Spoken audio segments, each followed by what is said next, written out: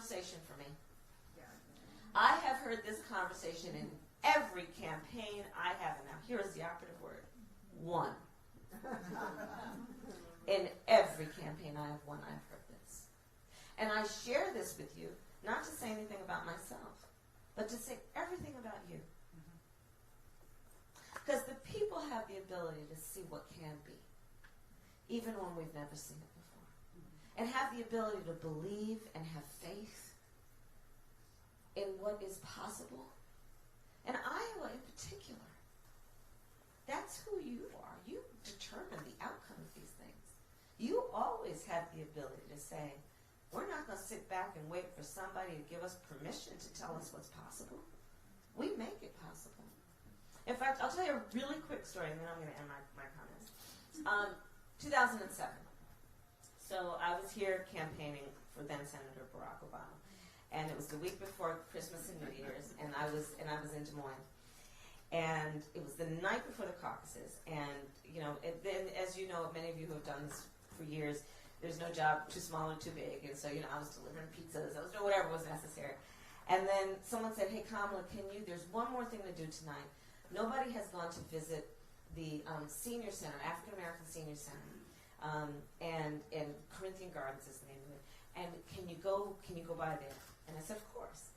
So I go and I'm knocking on doors, and it's like the residents there have like studio apartments, and I'm knocking on doors, and invariably a woman would answer the door and say, "Oh, baby, come on in. Are you hungry? You look a little skinny."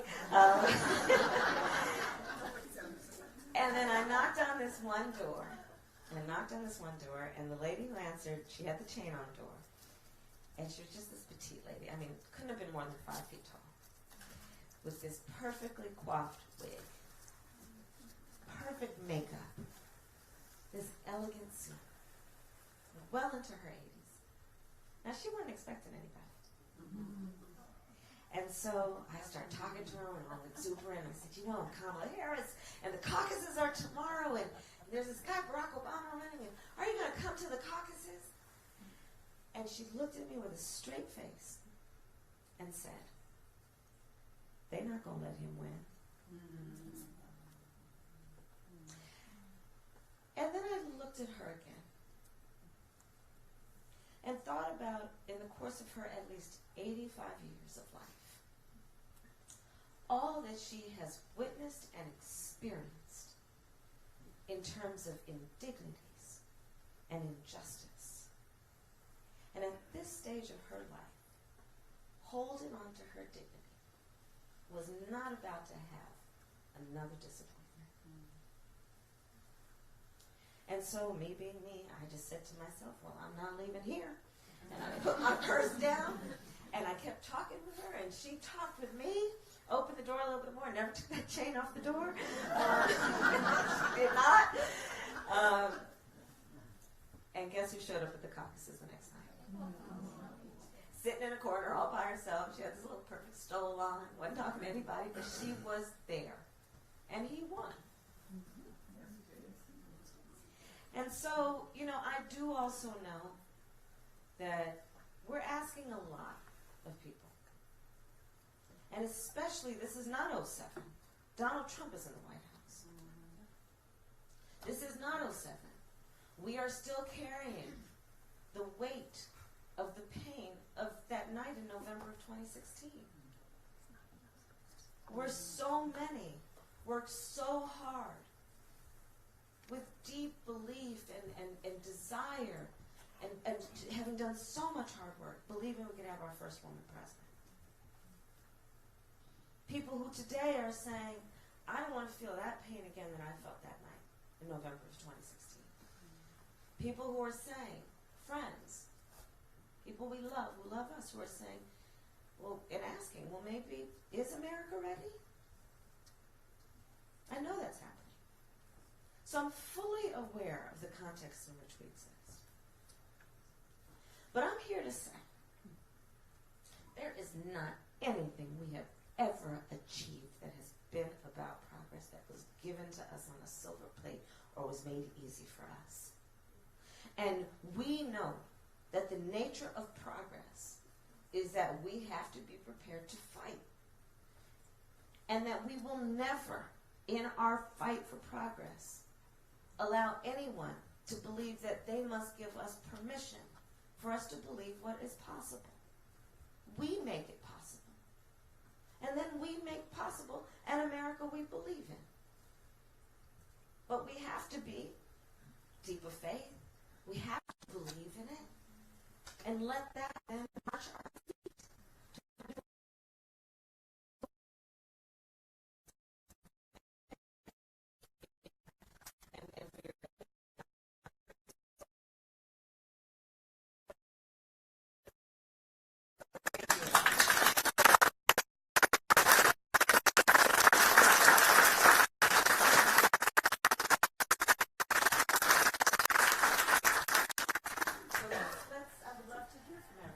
Let's pass around the microphone.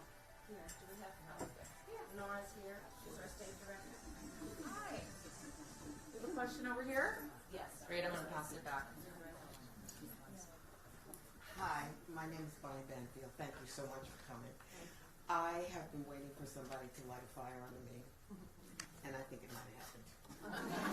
I got tears.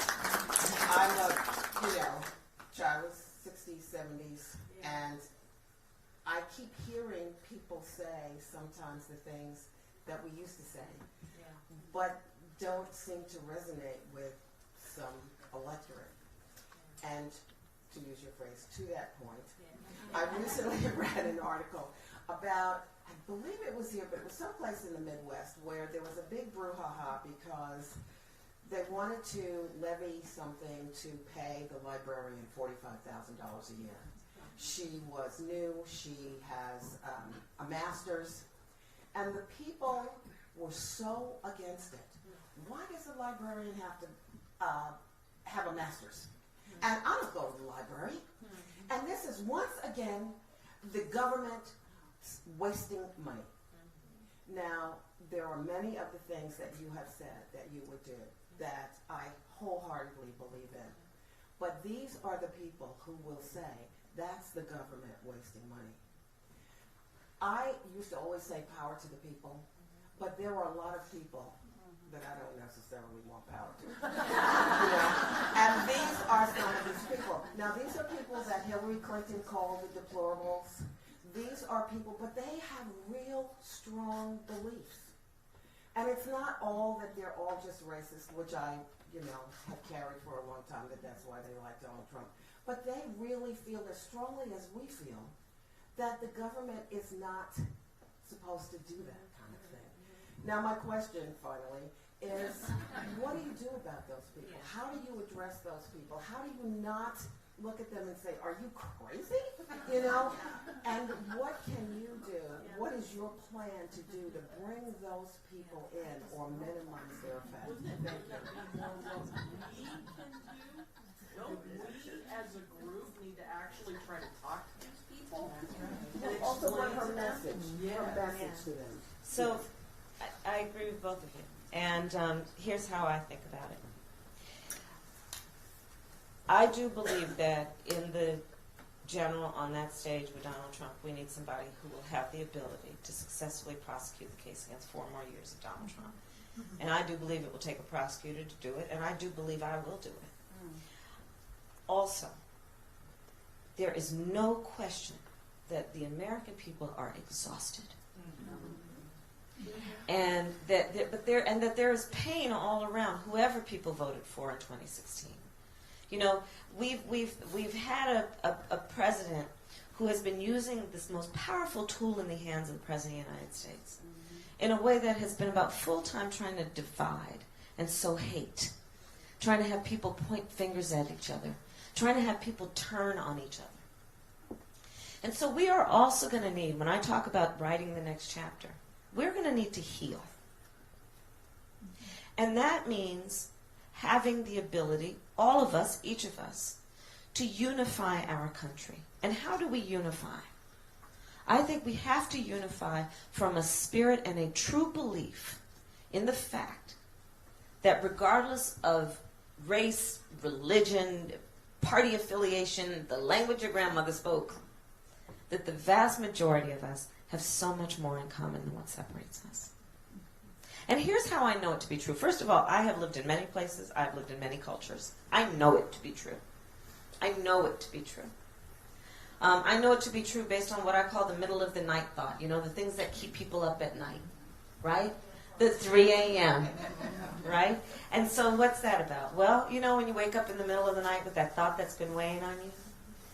Well, for the vast majority of us, when we wake up thinking that thought, it is never through the lens of the party with which we're registered to vote.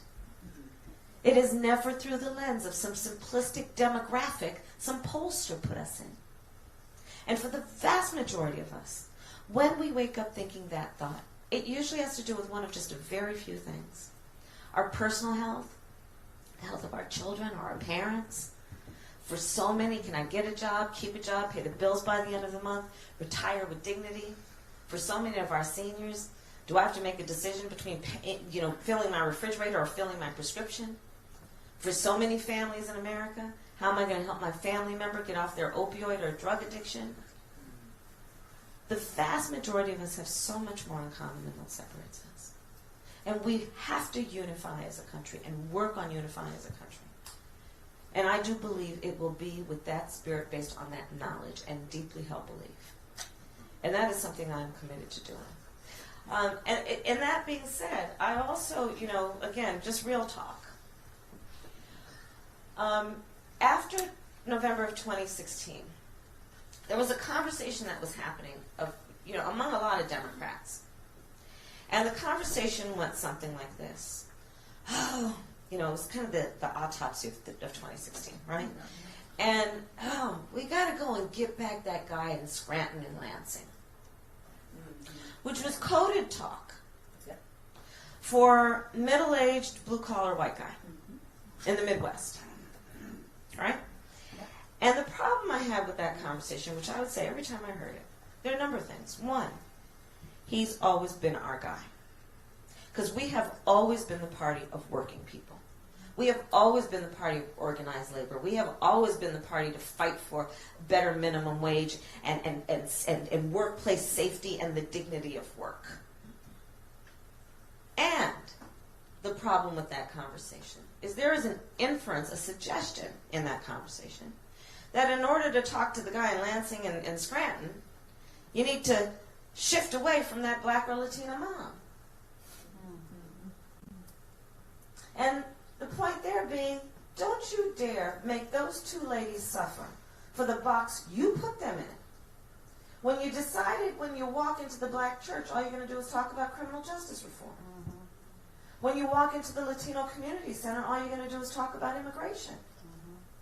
Because guess what? When those two ladies wake up in the middle of the night with the thoughts that have been weighing on them, they're having the same thought as those two men. Mm-hmm.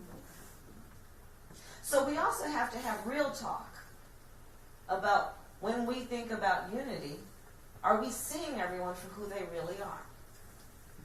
And then I'm going to add another point onto that. Because I'm just not done. Okay. You hear my funny voice? I also want to address the issue that the conversation that has come up from Democrats, and it's this term, and the term is identity politics. And I think of this term as being kind of the contemporary, the modern version of the race card. And it's a term that comes up whenever we talk about issues like gender, or sexual orientation, or race. And people say, oh, that's identity politics. Here's the problem with that. It comes up whenever we talk about civil rights issues. And the fact of it all is that where America stands on those issues is about America's identity. Where we stand on those issues about equity and equality, that's not about their issues. It should never be marginalized. We should never say to anyone, shh, for the sake of unity, don't talk about your issue. Because that's not true unity. True unity is everyone is acknowledged in the room, and we are under one roof together, but acknowledging the legitimacy of all of the issues with the spirit of bringing everyone together in a way that we do understand that we have more in common than what separates us. So that's how I think about that issue overall. Thank you.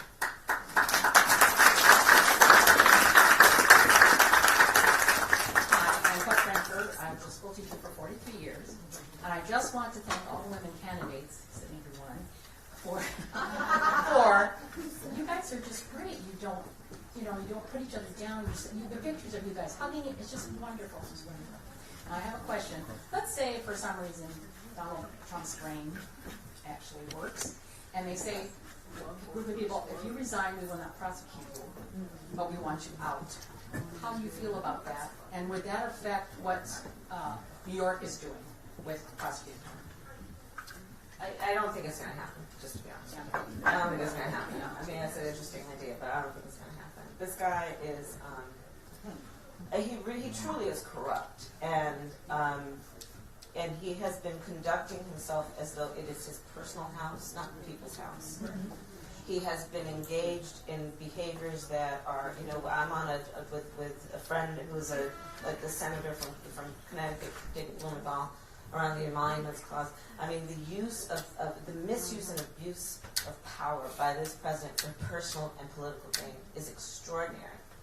And, who has time to spend too much time psychoanalyzing him? Because frankly, I'm too busy watching what he's doing to care about how he thinks. And what he's doing is enough to say, right? If he thinks that assumes facts, not an evidence. Right.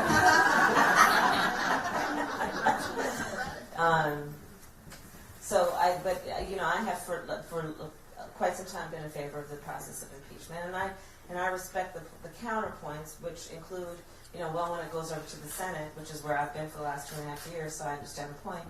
Will it go anywhere? And based on history, we should, assume that it won't. Because the Republicans in the Senate who have had the courage to speak up, including the late, great John McCain, many don't seek re-election or just aren't there. And John Roberts, since he will oversee it, is he the one that sets up how it's run, or is that all No, the Senate does it. Yeah, the Senate does it. So, and that's, basically convenes the jury, and then the Supreme Court does it. So we'll wait and see. But this is about a fight for our democracy. And again, it gets back to the earlier point. Sometimes in a situation like that, we may not get the outcome that we want, but it doesn't mean we don't fight. And, the framers designed our system of government, they, in their brilliance, flawed though it may be, imperfect though it certainly is, our democracy was designed with an expectation that there would be such an abuse. And therefore we designed with 3 co-equal branches of government, independent of each other, that could be the checks and balances on any abuse of power. So it's an important process, and we'll see how it comes out. Yes? Probably don't even use the mic. It's for the people in the back. Senator Harris. Oh, I don't know where to start. My name is Monica Slaughter, also Monica Miles. I prosecute under my maiden name. I am a felony prosecutor here in Lynn County and have been a part of this county attorney's office for going on 6 years. A couple of points and questions worked in. Obviously, one of my issues going through undergrad and law school are student loans, right? Yeah. You go to school to get out of a hole and have a different path than your parents had, but then you have a second mortgage with no second house, right? So one of my questions is regarding a reasonable plan for repayment. I don't specifically think that I shouldn't have to pay anything back. But how do you do that in a way where your mortgage payment and your student loan payment don't look the same? The other point that I have as a prosecutor, I stand up in front of strangers every day, right? And I am so encouraged by the crowd that is here today because I had a different expectation of what was going to show up. And I say that because I expected Baptist, black, older church ladies, right? And what I see are young and old and white and not white and a little bit of everybody, and it frankly fills my soul, right? Because this is my opinion of what America is. So I thank you for creating a forum where we can all come together. I met with Talasi a couple of weeks ago, and she asked me what I thought about it. And you said it like it is, right? You say real talk, and I appreciate that because I am blunt to my detriment sometimes, right? And I don't like BSing, and I appreciate that about you more than anything, is that you will say it and not be afraid to say it. But how do you deal with what I think all women of color deal with when we stand in front of people, and not being too aggressive, not being too loud, not being too blunt, not being too ghetto, right? Angry, all of these things that I question when I stand up in front of a jury of my peers, right? Is my hair too big? Is my clothes, whatever. We deal with this. And so those are my questions for you in going forward. You say that you're here to prosecute and you're ready to fight, but there's also a box that people try and put you in, right, for the fight that you're going to bring to him, right? And I try not to say his name at all. And so those are a couple things I just wanted to say to you. Thank you. I'd like to know what, if anything, your plan is for what I consider a student loan crisis in this country. Is that you go to school and you get a doctorate degree and you can't afford your bills, right? Absent our union that the county attorney's office put together in 2015 to get us equitable pay for what we do. $55,000 is what I started at in the second biggest county, right? And so student loans, the fight, I don't know. Here's your mic back.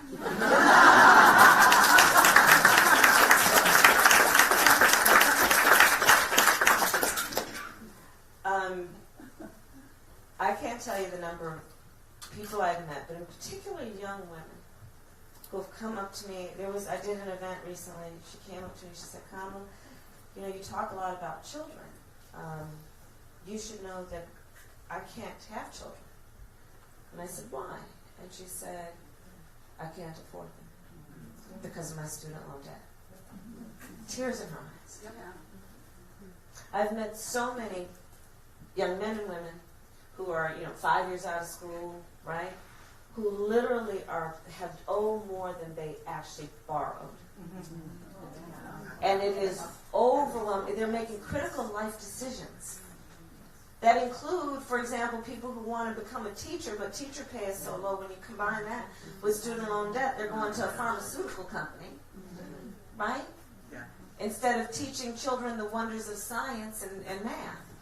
So it's a real issue. It's a very real issue, and it has become an issue in a way that was not in generations past. And partly because, as with so many things in the education space, which is why I'm so looking forward to saying goodbye to Betsy DeVos.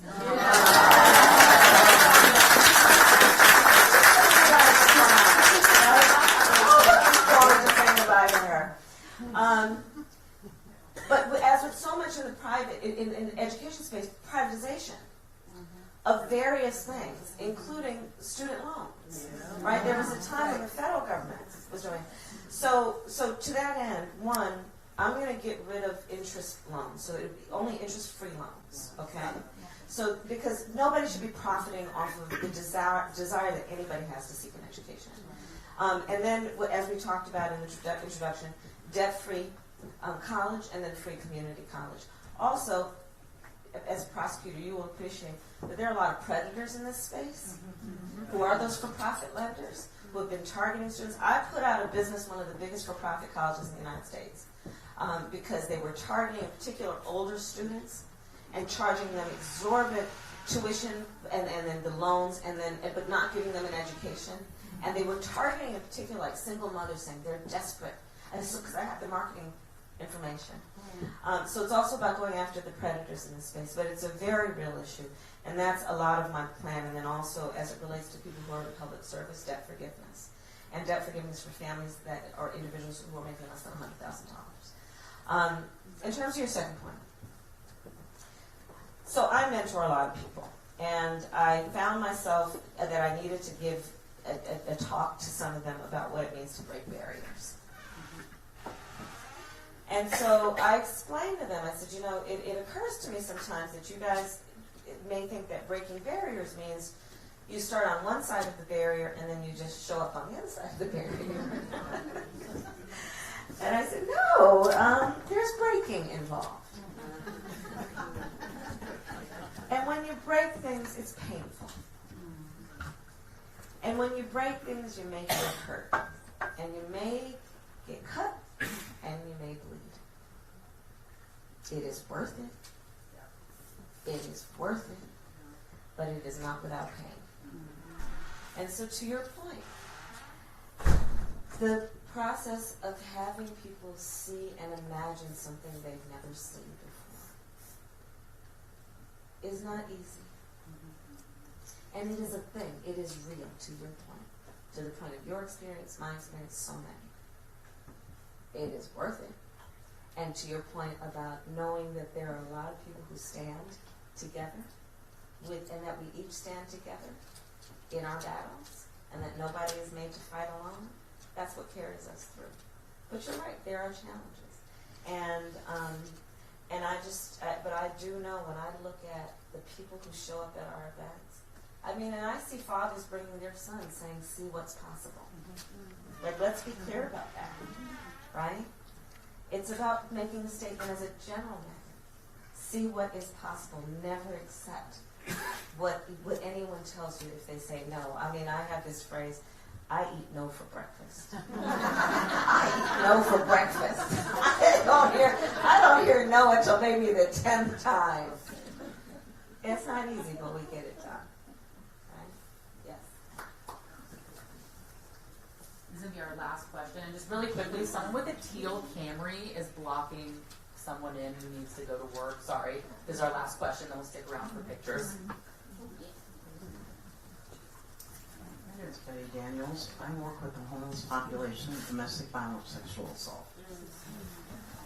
And it's a very complicated relationship with the community as well. And we see it nationwide. Because there's a very complicated equation to a perpetrator and its victim.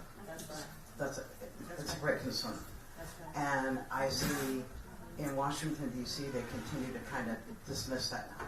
They want to make women the little lady, go back to the closet, go back to the corner. That's right. In housing, as well as because of the challenges and barriers that people have in the legal system, that forgiveness piece is not there when people have been charged with small crimes like possession of marijuana, paraphernalia, those types of charges, which continue to not allow people to move forward because it's not a forgiveness system, because they made a lot of money off of it as well.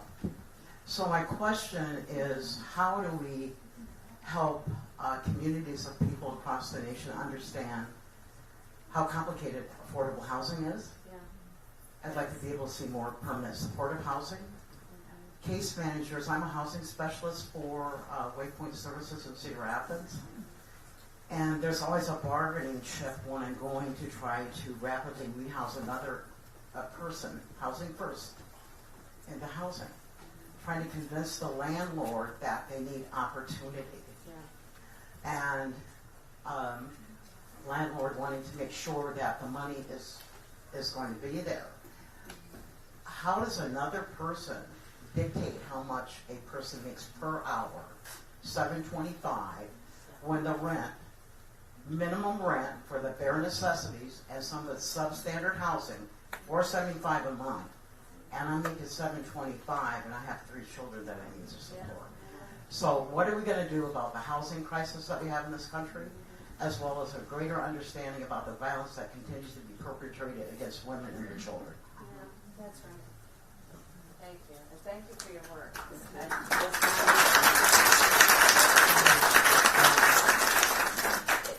I think I mentioned earlier, I specialized for a long time in child sexual assault. I was the president of a nonprofit for many years that was over 18 community-based domestic health service providers that included shelters and advocacy. This is my life's work.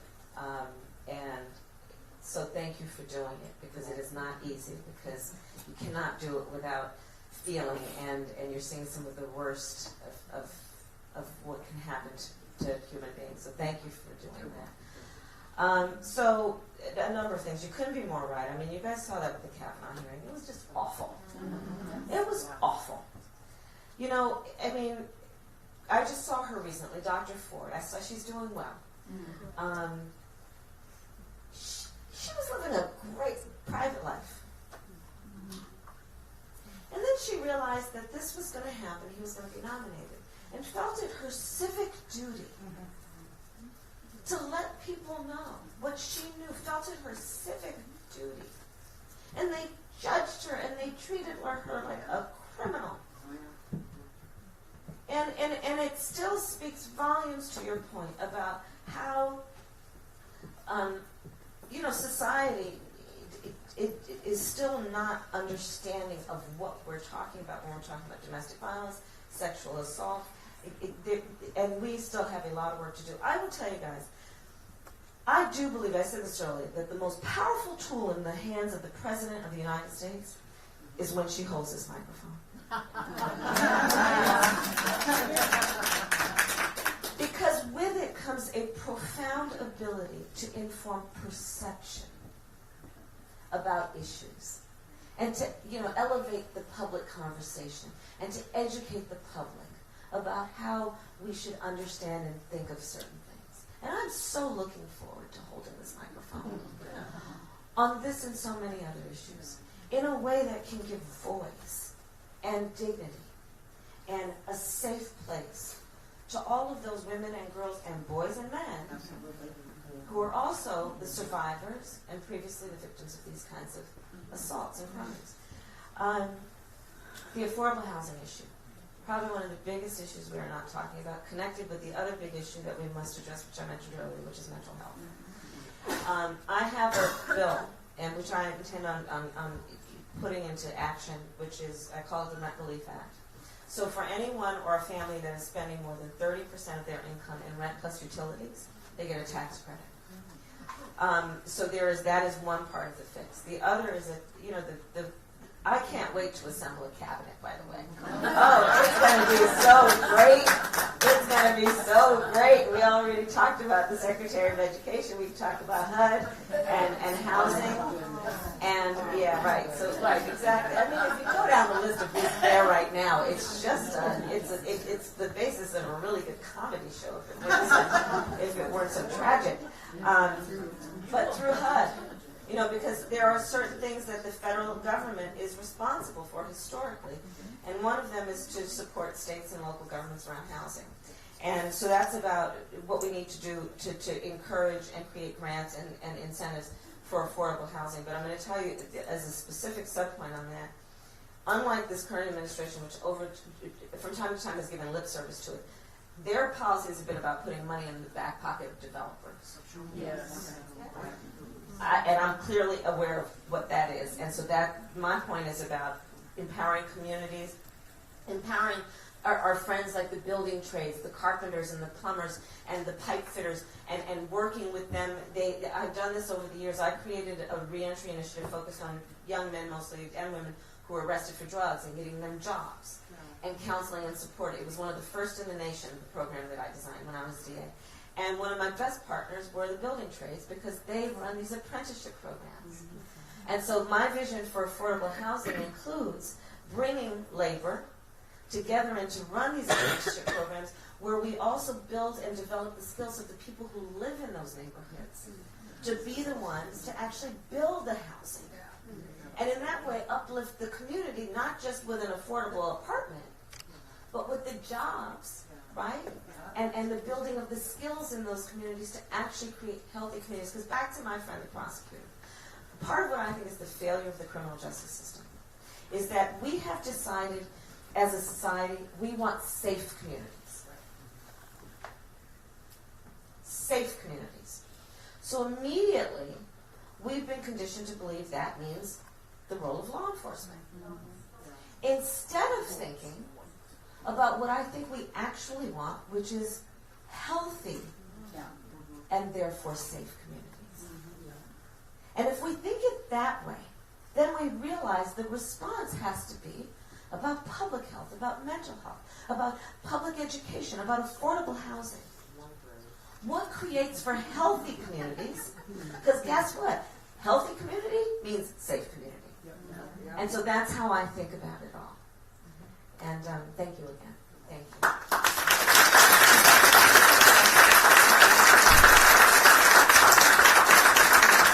Okay, we're on to the next thing, Laura. And again, I want to just thank you all so very much. I really do appreciate your time and thank you, thank you, thank you, thank you, thank you.